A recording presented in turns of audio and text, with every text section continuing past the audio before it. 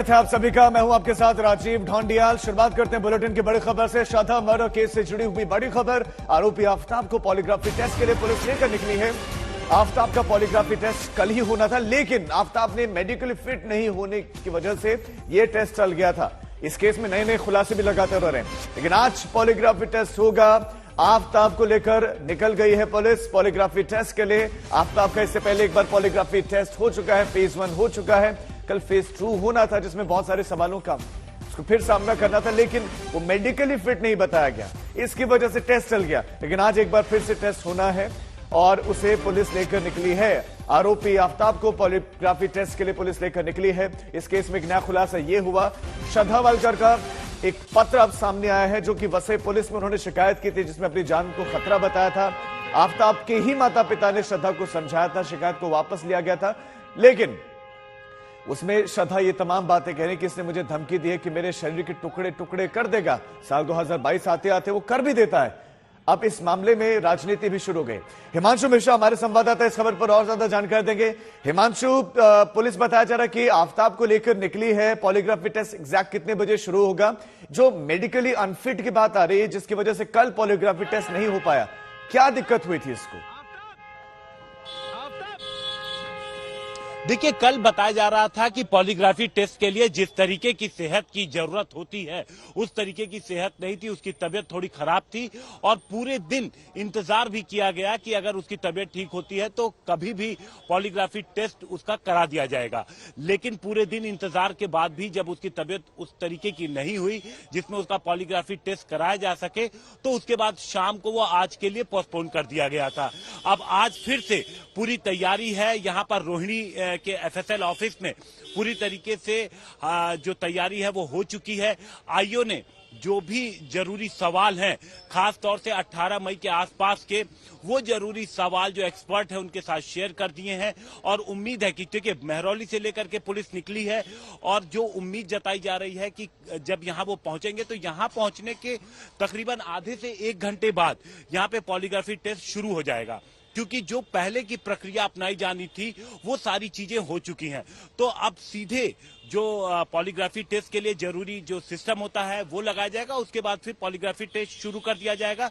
सवालों की लंबी चौड़ी फहरिस्त भी यहाँ पर तैयार कर लिया गया है और एक उम्मीद लगा करके आईओ बैठा हुआ है। देखिए, अभी जो सूत्रों के मुताबिक जानकारी मिली, जो पहले दिन जब गिरफ्तार हुआ था आफ्ताब 12 नवंबर को, एफआईआर दर्ज करने के बाद पुलिस ने 302 और 201 इसलिए लगाया गया था क्योंकि इसने सारे सबूत मिटा दिए थे। हथियार छुपा दिया था, श्रद्धा का मोबाइल और यहां तक कि बॉडी को भी पूरी तरीके से उसने डिस्पोज ऑफ कर दिया था। इसलिए पुलिस ने 302 के साथ 201 लगाया था। पूछताछ के बाद इसके पूछताछ के आधार पर ही ये इन्वेस्टिगेशन टिकी रही। लेकिन जब पुलिस को लगा कि ये गुमराह कर रहा है, खास तौर से जो मेन जो पुख्ता सबूत चाहिए होते हैं, वहां तक ये पुलिस को या तो साजिश के तहत पहुंचने इसी कड़ी में तो हिमांशु ये पॉलीग्राफी टेस्ट भी बहुत इंपॉर्टेंट है। हिमांशु बने रहिए आप हमारे साथ, मैं लौट रहा हूं आपके पास। श्रद्धा का एक वीडियो भी सामने आया है और श्रद्धा का पहला वीडियो बताया जा रहा है। इस वीडियो में वो क्लासरूम में है, एक नाटक का कोई सीन चल रहा है और श्रद्धा कोने में खड़ी दिख रहे हैं। ये वीडियो उस वक्त का है जब आफ्ताब श्रद्धा की जिंदगी में नहीं आया था। तब श्रद्धा बेहद खुश थी, एक अच्छी जिंदगी के सपने बुन रही थी, जिसे आफ्ताब ने चकनाचूर कर दिया।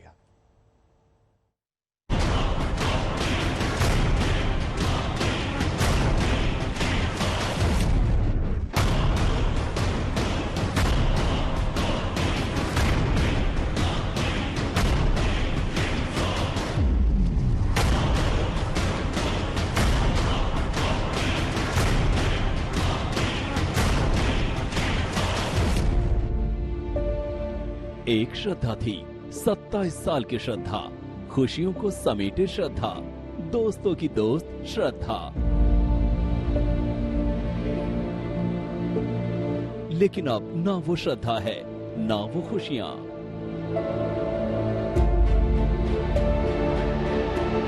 अठारह मई को दिल्ली के एक फ्लैट में जिस श्रद्धा के टुकड़े टुकड़े आफ्ताब ने किए, उस श्रद्धा का एक वीडियो सामने आया है जो कुछ साल पुराना है।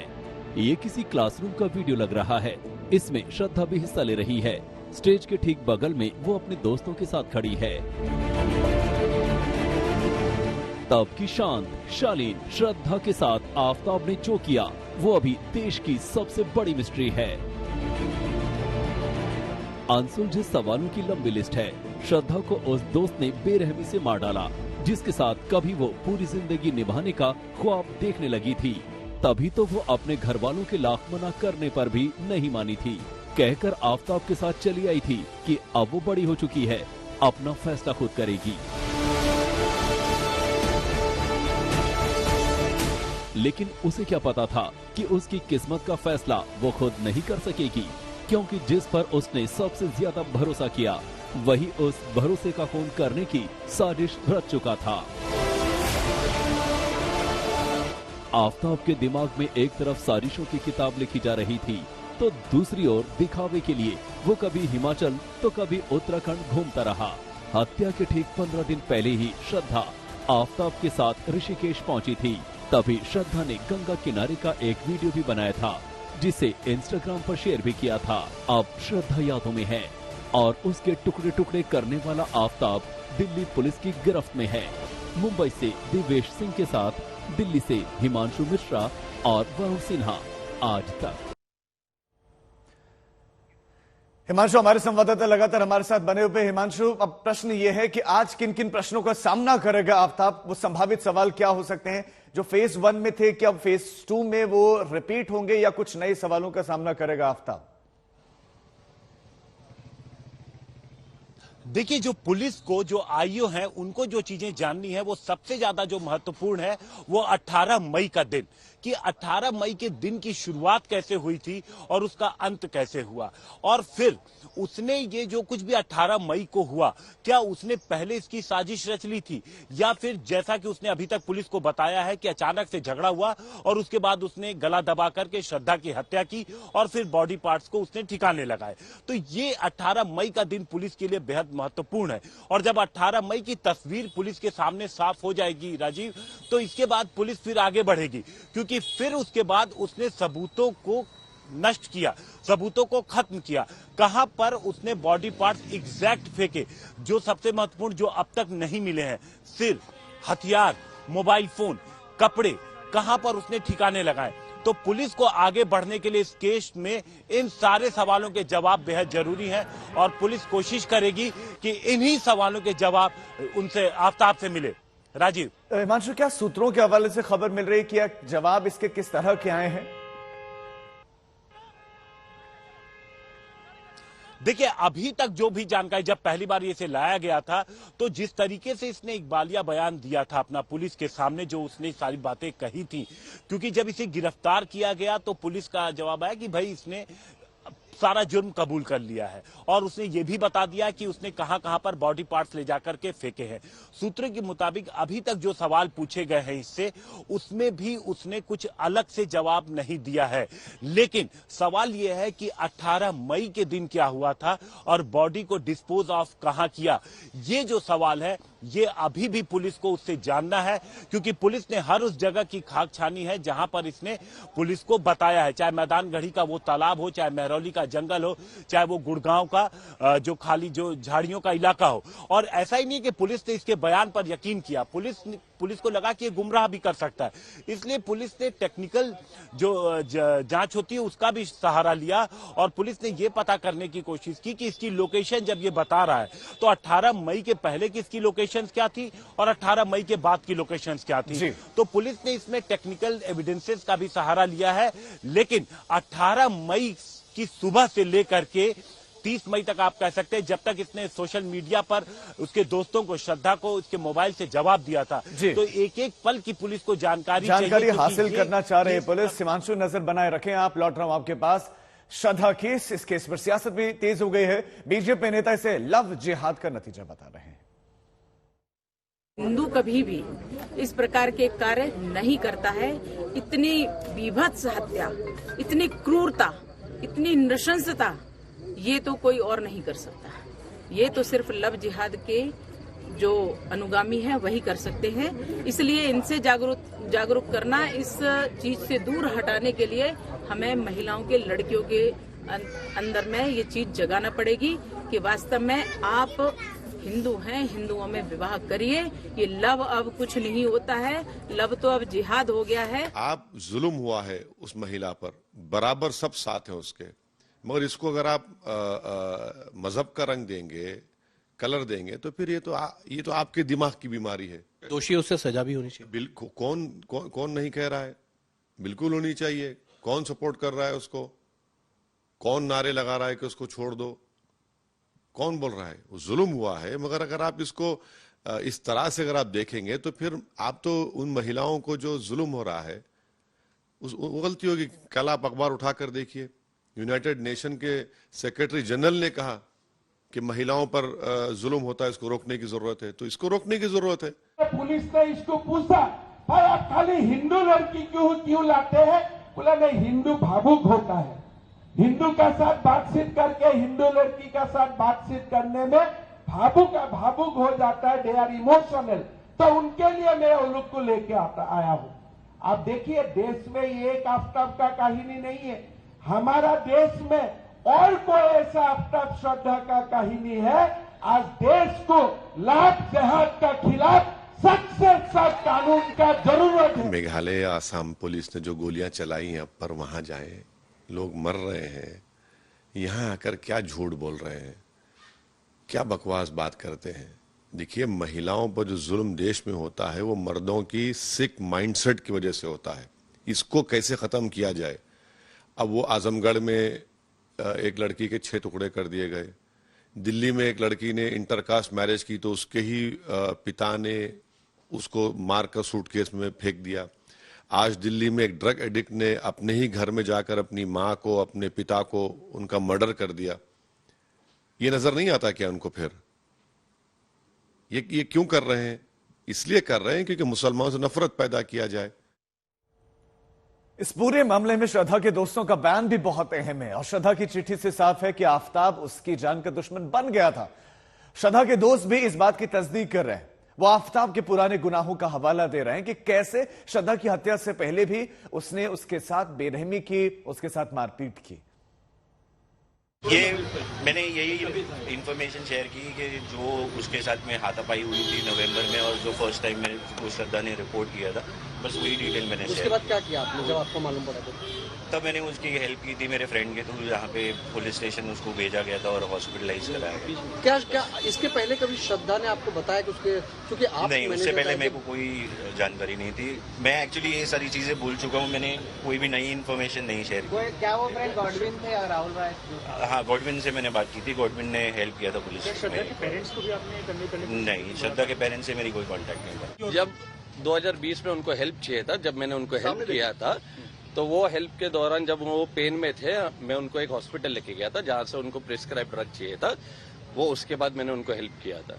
उसके बाद कभी फ्यूचर में कभी बातचीत हुई हो, कोई हेल्प मांगा हो? नहीं, बिल्कुल नहीं। कुछ महीनों के लिए मेरा उनका इंटरेक्शन था, मगर मैं उसका दोस्त नहीं हूँ। सिर्फ एक इंसिडेंट के लिए मैंने उनको हेल्प किया था। गले पे निशान था, उसके पीठ पे निशान था, तो मैं उसको पुलिस चौकी लेके गया। पुलिस चौकी एनसी किया। एनसी करने के बाद में मैं घर पे उसको रिटर्न लिया। घर पे जा रही नहीं थी, वो इतनी डरी हुई थी और उसके ऊपर 3 से 4 बार हमला हो चुका था। लास्ट 2 महीने पहले उसने कांटेक्ट किया था। उसके बाद अगस्त का महीना हो गया, अभी तक उसके साइड से कोई रिप्लाई आया नहीं, मेरे किसी भी टेक्स्ट का रिप्लाई आया नहीं, फोन स्विच ऑफ आ रहा था। So that is when it became a point of concern for me कि I should actually start reaching out to people. किसी से भी कोई मुझे अपडेट नहीं मिला, तो फाइनली मैंने उनके ब्रदर को बता दिया कि ऐसा है। लास्ट मेरा उनसे जुलाई में बात हुआ था, उसके बाद से आज तक मेरा उनके साथ कोई कांटेक्ट नहीं हो पा रहा है। So it's better that we reach out to cops and check seek for their help. Shraddha यहाँ कहीं ना कहीं वो कुछ बात छुपा रही थी। वो बात क्या थी जिसकी वजह से वो कंट्रोल्ड दिख रही थी, वो आफ्ताब से डोमिनेटेड दिख रही थी? मुझे लगता है कोई बहुत बड़ा ब्लैकमेलिंग हो सकता है। एक मेल पार्टनर एक फीमेल पार्टनर को कई ग्राउंड्स पे ब्लैकमेल कर सकता है। वो हो सकता है कुछ प्राइवेट मोमेंट्स के बारे में, वो हो सकता है कोई डेथ थ्रेट्स उसको या उसके फैमिली के बारे में। ये कुछ पॉसिबिलिटीज है जो मुझे लगता है कि हो सकते हैं, जिसकी वजह से श्रद्धा मजबूरन बिल्कुल पूरी तरीके से वो बाहर निकलना चाहती थी। इस बारे में उसने कई बार हम लोगों के सामने कहा था। श्रद्धा की चिट्ठी सामने आने के बाद आज तक ने श्रद्धा के पिता से बातचीत की। सुनिए श्रद्धा पर आफताब के जुल्मों को लेकर उनका क्या कुछ कहना था। आपको लग रहा है कि 2019-20 जब कभी भी ये टॉर्चर का सिलसिला शुरू हुआ, लगभग 3 साल तक वो इसे झेलती रही। एक वजह ये भी हो सकती है कहीं ना कहीं उसे भरोसा था कि सब कुछ एक दिन ठीक हो जाएगा। मुझे नहीं लगता, क्योंकि जब ये उसके दोस्तों ने बताया कि ये ऐसे एक बार नहीं, 2 बार नहीं, शायद कुछ 10 से 14 बार उसको मारपीट किया है और उसका मतलब सेपरेशन का बात किया हुआ था। विकास जी, श्रद्धा का एक वीडियो सामने आया है जिसमें वो एक प्ले में पार्टिसिपेट कर रही है, काफी खुश दिखाई दे रही है। किस तरीके का मिजाज था? एक खुशनुमा लड़की, forgive and forget types, emotional bent of mind, या फिर बहुत स्ट्रांग और सब कुछ सहने का साहस रखने वाली? जी, बहुत ही स्ट्रांग थी वो। वैसे मुझे बहुत ज्यादा कॉन्फिडेंस था कि ये अपना खुद का कुछ मैनेज कर पाएगी और थोड़ा सा मॉडर्न ख्यालात की लड़की थी। ये जो वीडियो है सर, इसमें दिखाई दे रहा है कि श्रद्धा एक प्ले में पार्टिसिपेट कर रही है, हंस बोल रही है, नॉर्मल सी लड़की, लेकिन वो इतना टॉर्चर सह रही थी जिसके अब सबूत सामने आ रहे हैं। कभी सिगरेट बट से वो उसे जलाता था, कभी मारता था, कभी नाक पे, कभी ठोड़ी पे चोट के निशान देता था, जिसकी उसने उफ तक नहीं करी। ऐसा आपको यकीन हो रहा है कि आपकी बेटी ऐसा कर सकती है कभी? मुझे तो ये अभी बात ऐसे सुनने में आई है, तो मुझे इसी बात का दुख है कि ये इतना अगर कैसे सह पाई और हम लोग को इस बारे में पता तक चलने नहीं दिया। आपको कभी उसने कोई लेटर लिखा, कोई कांटेक्ट करने की कोशिश की, व्हाट्सएप किया? ना, जब भी उससे पूछता था कैसी हो, कहाँ रहती हो, क्या करती हो, तब उसका जवाब यही होता था, ठीक हूँ मैं इस जगह रहती हूँ और मेरे साथ ये आफताब भी है। आफताब से अपनी जान को खतरा बताते हुए श्रद्धा वालकर ने वसई पुलिस में शिकायत की थी, पर आफताब के माता पिता के समझाने के बाद श्रद्धा ने शिकायत वापस ले ली। महाराष्ट्र के डिप्टी सीएम देवेंद्र फडणवीस ने कहा है कि वो जांच करवाएंगे कि श्रद्धा की शिकायत पर पुलिस ने एक्शन क्यों नहीं लिया।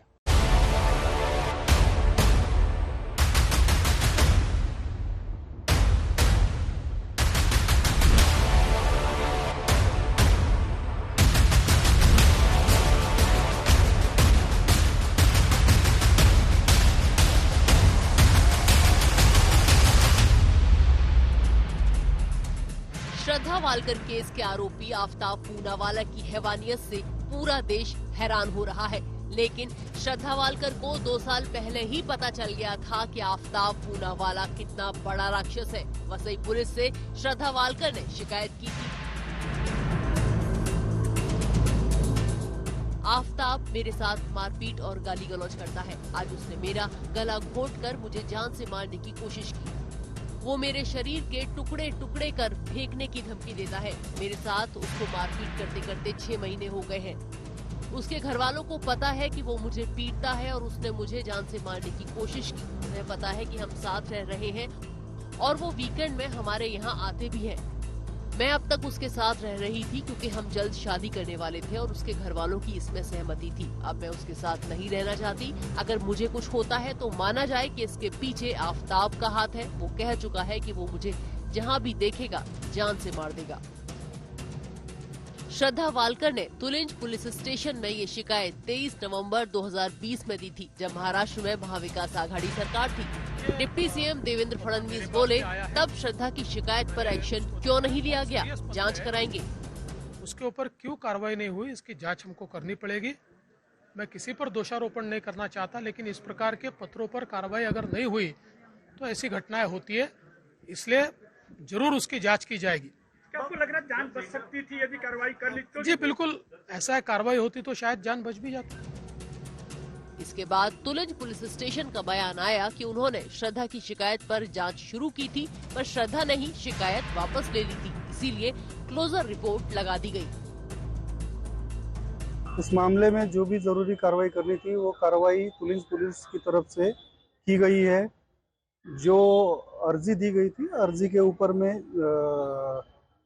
जांच हुई है। जांच के बाद में खुद जो कंप्लेनेंट है, कंप्लेनेंट ने लिखित बयान दिया है कि उसकी अब कोई कंप्लेंट या तकरार रही नहीं है और जो उसका जो ये था फ्रेंड था, उसके फ्रेंड के माँ बाप ने आके उनको मतलब समझाया था दोनों को भी, और अभी उसकी कोई तकरार नहीं है ऐसा करके उसने रिटर्न स्टेटमेंट दिया था, और जिसके चलते वो मतलब वहीं पे वो क्लोज हो गया। 2020 में श्रद्धा और आफ्ताब लिव इन रिलेशनशिप में मुंबई के पास वसई में रहते थे। श्रद्धा ने मारपीट की बात अपने रिपोर्टिंग मैनेजर को भी बताई थी। अब दिल्ली पुलिस ने करण बरार का बयान लिया है। ये मैंने यही इन्फॉर्मेशन शेयर की कि जो उसके साथ में हाथापाई हुई थी नवंबर में, और जो फर्स्ट टाइम मैंने उसको श्रद्धा ने रिपोर्ट किया था, बस वही डिटेल मैंने शेयर। उसके बाद क्या किया आपने जब आपको मालूम पड़ा? तब मैंने उसकी हेल्प की थी मेरे फ्रेंड के थ्रू, जहाँ पे पुलिस स्टेशन उसको भेजा गया था और हॉस्पिटलाइज कराया गया। क्या इसके पहले कभी श्रद्धा ने आपको बताया कि उसके, क्योंकि आप नहीं, उससे पहले मेरे को कोई जानकारी नहीं थी। मैं एक्चुअली ये सारी चीजें भूल चुका हूँ, मैंने कोई भी नई इन्फॉर्मेशन नहीं शेयर की। क्या वो फ्रेंड गॉडविन थे या राहुल राय? हाँ, गॉडविन से मैंने बात की थी, गॉडविन ने हेल्प किया था पुलिस। श्रद्धा के पेरेंट्स को भी आपने नहीं, श्रद्धा के पेरेंट्स से मेरी कोई कॉन्टेक्ट नहीं। श्रद्धा की शिकायत लेने से एक बात तो साफ है कि अगर वो आफ्ताब के माता पिता की बात ना मानकर आफ्ताब से रिश्ता तोड़ लेती तो शायद आज श्रद्धा जिंदा होती, क्योंकि शिकायत वापस लेने से पहले श्रद्धा ने जिस बात का अंदेशा जताया था उसके साथ बिल्कुल वैसा ही हुआ। आरोपी आफ्ताब ने श्रद्धा का कत्ल कर उसके टुकड़े यहाँ वहाँ फेंक दिए। मुंबई से दिवेश सिंह, उमेश शुक्ला और दिल्ली से हिमांशु मिश्रा के साथ आज तक ब्यूरो। बड़ी खबर, श्रद्धा मर्डर केस से जुड़े हुए आरोपी आफ्ताब को पॉलीग्राफी टेस्ट के लिए लेकर पुलिस निकल गई है। आफ्ताब का पॉलीग्राफी टेस्ट कल ही होना था, लेकिन मेडिकली फिट नहीं था, इसकी वजह से कल ये टेस्ट चल गया था। आज ये तस्वीरें आप देखिए जब पुलिस उसे लेकर निकली है, ये गाड़ी में बैठा हुआ है आफ्ताब। ये तस्वीरें हैं, आफ्ताब को लेकर निकल गई है पुलिस, और आज वो तमाम सवालों के जवाब देगा। हालांकि वो थोड़ा अचेत अवस्था में होगा, पॉलीग्राफी टेस्ट के दरमियान वो सारे सवालों के जवाब देगा। मशीन एक तरीके से पूरा का पूरा राज खोलेगी। आफ्ताब से ये सवाल जवाब का दूसरा सिलसिला, इससे पहले परसों भी उससे पूछताछ हुई थी, इस तरह से पॉलीग्राफी उसका टेस्ट हुआ था, कल नहीं हो पाया, कल होना था लेकिन वो मेडिकली अनफिट था। और आज एक बार फिर से पुलिस की टीम उसे लेकर निकली है, जहां पर उसे पूछताछ होगी। इस मामले में एक के बाद एक नए नए खुलासे हो रहे हैं। साल 2020 का वो लेटर भी सामने आ गया है। वो शिकायत श्रद्धा की सामने आ गई है जो उन्होंने वसई पुलिस थाने में दी थी, और ये कहा था कि आफ्ताब उन पर जुल्म ढाता है, आफ्ताब ने धमकियां दी हैं, आफ्ताब मारपीट करता है। इस डर से मैं पहले पुलिस थाने नहीं पहुंच सकी क्योंकि ये मुझे मारने की धमकी देता था। इसने फिर मुझे धमकी दी कि मैं तुम्हारे शरीर के टुकड़े टुकड़े कर दूंगा। पुलिस में शिकायत दी और आफ्ताब के माता पिता ने फिर श्रद्धा को समझाया। उस पत्र में श्रद्धा ये बात भी लिखती है कि आफ्ताब के माता पिता को सारी जानकारी थी कि दोनों साथ रहते हैं। आफ्ताब के माता पिता बाकायदा वीकेंड्स पर आते भी थे और आफ्ताब के माता पिता ने ही उसको समझाया कि अपनी शिकायत वापस ले ले। लैब के बाहर से इस वक्त हमारे संवाददाता हिमांशु मिश्रा हमारे साथ जुड़ गए। हिमांशु, अब से कितनी देर बाद पहुंचने वाला, क्योंकि पुलिस लेकर निकल गई इस आफ्ताब को? देखिए, बिल्कुल महरौली थाने में ही पुलिस ने आफ्ताब को रखा हुआ था और वहीं पर लगातार जो आला अधिकारी हैं वो पहुंच रहे थे, पूछताछ चल रही थी और पूछताछ की प्रक्रिया अब काफी, चूंकि जब परसों पुलिस यहां पर लेकर के एफएसएल रोहिणी के पहुंची थी तो देखिए कुछ सवालों के जवाब तो पुलिस के पास आ गए थे और उसके बाद ही पुलिस देखिए दोबारा कल आफ्ताब के घर पहुंची, उस रेंटेड फ्लैट भी पुलिस पहुंची थी। तो पुलिस को कुछ लीड्स मिले हैं। देखिए आज 12 दिन हो गए हैं और पुलिस के पास जब से ये रिमांड पर है और पुलिस के पास काफी लीड्स आए हैं। पुलिस ने पूछताछ में काफी जो नए तरीके हैं वो भी अपनाए हैं ताकि सच ज्यादा से ज्यादा पुलिस के पास आ सके। और पुलिस को जो सर्कमस्टेंशियल एविडेंसेस मिले हैं उन सर्कमस्टेंशियल एविडेंस के आधार पर भी पुलिस की जांच आगे बढ़ी है और अब पुलिस की इंतजार है तो उस फॉरेंसिक रिपोर्ट का जिसके जरिए पुलिस इस केस को आगे बढ़ाएगी। क्योंकि देखिए 14 दिनों की जो रिमांड होती है वो 14 दिनों की रिमांड शनिवार को पूरी हो जाएगी, शनिवार को ये जेल चला जाएगा। अब उसके बाद पुलिस ने जो पूरी लेंथ में उससे पूछताछ की, जो यहाँ पे एफएसएल में जो पॉलीग्राफी टेस्ट का जो नतीजा आएगा, नार्को अगर पुलिस करा पाती जो नार्को का नतीजा होगा उससे पुलिस की जांच को दिशा मिलेगी और जो तमाम सबूत पुलिस तलाश रही है। पुलिस को उम्मीद है कि वो उन सबूतों तक पहुंच जाएगी, क्योंकि 90 दिनों के अंदर पुलिस को चार्जशीट फाइल करनी है। और हमारी जो जानकारी है कि दिल्ली पुलिस के जो तेज अधिकारी हैं वो इस केस को लगातार फॉलो कर रहे हैं। चार्जशीट कैसे, किस तरीके से फाइल करनी है, जो सबूत मिले हैं उनको किस तरीके से कोर्ट के सामने प्रेजेंट करना है, पुलिस इसकी तैयारी भी ठीक है। बहुत शुक्रिया हिमांशु आपका इस तमाम जानकारी के लिए। नजर बनाए रखें, अपडेट्स के लिए आएंगे। अगली बड़ी खबर का रुख करते हैं। एक्ट्रेस ऋचा चड्ढा अपने एक ट्वीट को लेकर विवादों में घिर गए हैं और उन पर फौज के अपमान का आरोप लग रहा है। उत्तरी सेना के commander lieutenant general Upendra Dwivedi ने मंगलवार को कहा था कि भारतीय सेना पाकिस्तान के कब्जे वाले कश्मीर को वापस लेने जैसे आदेशों को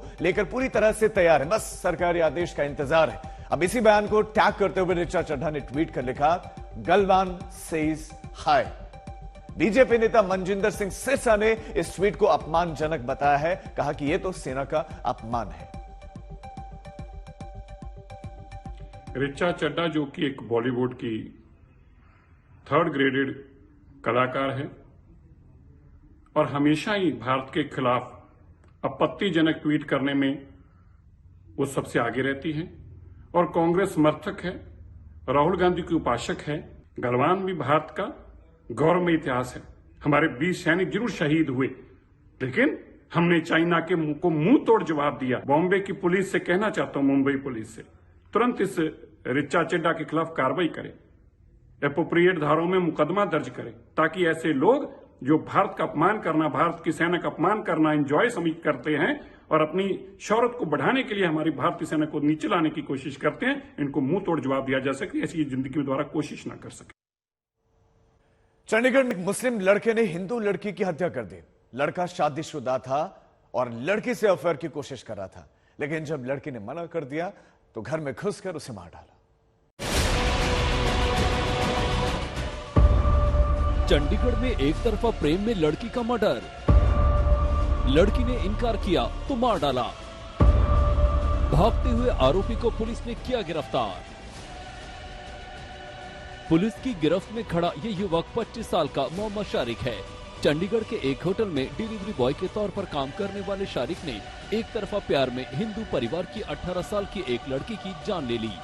मर्डर के बाद शारिक चंडीगढ़ से भागने की कोशिश कर रहा था, लेकिन पुलिस ने सेक्टर 43 बस स्टैंड से उसे गिरफ्तार कर लिया। कंप्लेंट के आधार पे एफआईआर दर्ज की और एफआईआर दर्ज करके जब इन्वेस्टिगेशन की तो पता चला कि एक साकिर नाम का लड़का जो इसी प्रिंसिपल के दूसरे कमरे में रहता था, वो 1.5 महीने से यहाँ से छोड़ के चला गया था। तो उससे बातचीत करने पे मतलब ये पता चली कि भाई ये लड़की के पास वो पीछे से आया और वो लड़की से पहले भी एक बार आया था, तो उसने मना कर दिया था कि ये मेरे से ताल्लुकात ना रखो। तो उस लड़के ने ये स्ट्रेंगुलेट करके इसका मर्डर कर दिया और वो बिहार का रहने वाला है और शादीशुदा है। तो ये लड़की शादीशुदा नहीं थी।